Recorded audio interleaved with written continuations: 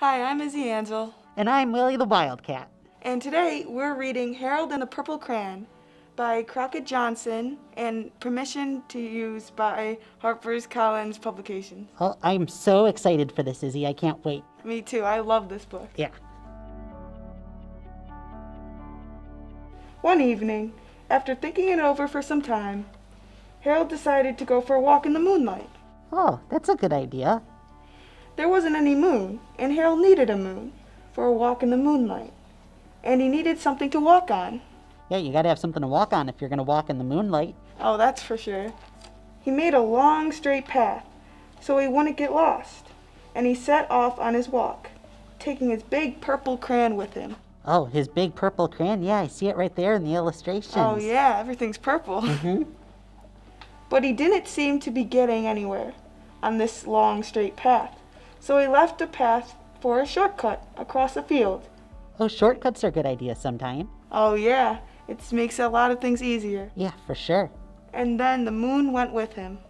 Oh, that's very courteous of the moon to go with him. Yeah, it's very nice of it. The shortcut led him right to where Harold thought a forest ought to be. Oh, say honest.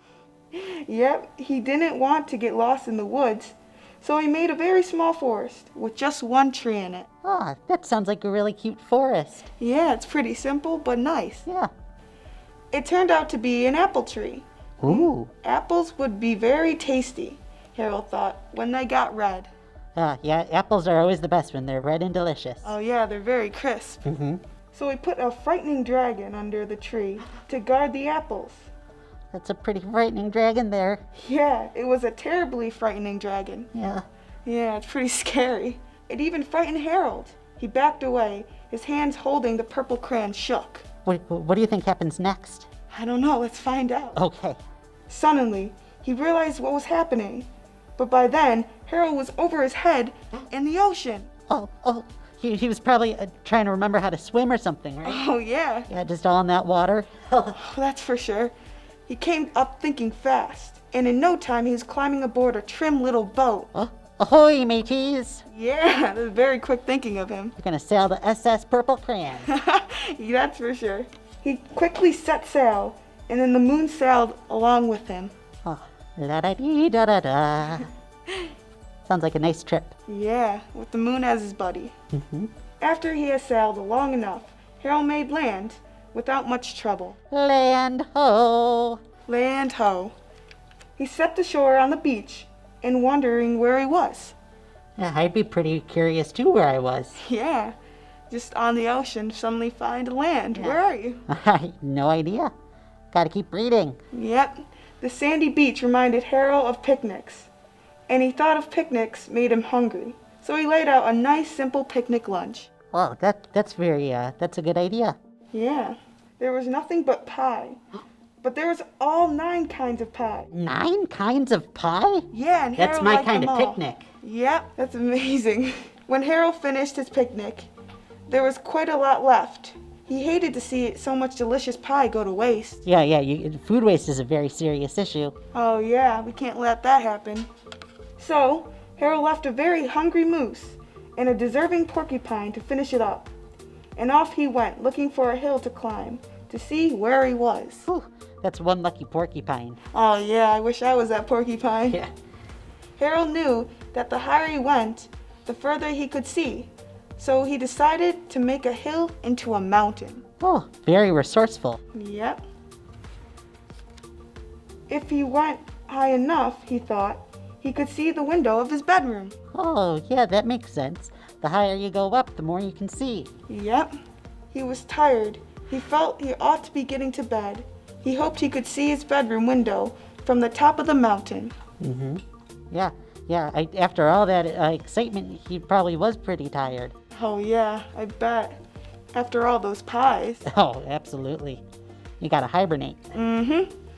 But as he looked over the other side, he slipped. Oh, slip! And there wasn't any other side of the mountain, so he was falling in thin air. Ah! But luckily, he kept his wits. And his purple crayon. Oh, that's good. The purple crayon's pretty important. Oh yeah, it really saves him at times. He made a balloon and grabbed onto it. He made a basket under the balloon big enough to stand in. Like a hot air balloon, huh? Exactly. He had a fine view from the balloon, but he still couldn't see his window. He couldn't even see a house. Oh, man. So he made a house with windows, and he landed the balloon in the grass in the front yard. Oh, that's a good idea. I wouldn't have thought of that if I was Harold. Oh, me either. None of the windows was his window. He tried to think of his window ought to be. Yeah, there's an awful lot of windows to pick from. Mm-hmm. He made some more windows. He made a big building full of windows. More and more? More and more. See if he can find his window. Wow. He made lots of buildings full of windows. He made a whole city full of windows. But none of the windows were his windows. He couldn't think of where it might be. He must have been pretty frustrated about that. Oh yeah, I hate when I lose something. Yeah, absolutely. He decided to ask the policeman. The policeman pointed the way Harold was going anyway. But Harold thanked him. Well, that's nice of him to thank the police officer. Yeah, he's there to help him out. And he walked along with the moon, wishing he was in his room, in bed. Then suddenly, Harold remembered. What did he remember? He remembered where his bedroom window was. Oh, thank goodness. When there was a moon, it has always right around the moon. And then Harold made it to his bed. He got in it and drew up the covers. Ah. The purple crayon dropped to the floor, and Harold dropped off to sleep. Oh. Good night, Harold. Yeah, good night, Harold. And that's the end of the book. Oh, that's really lovely. Hey, but Izzy, do you want to go make like a porcupine and get some pie? I think that'd be a great idea. I'm pretty Let's hungry. do it. Yeah, let's go.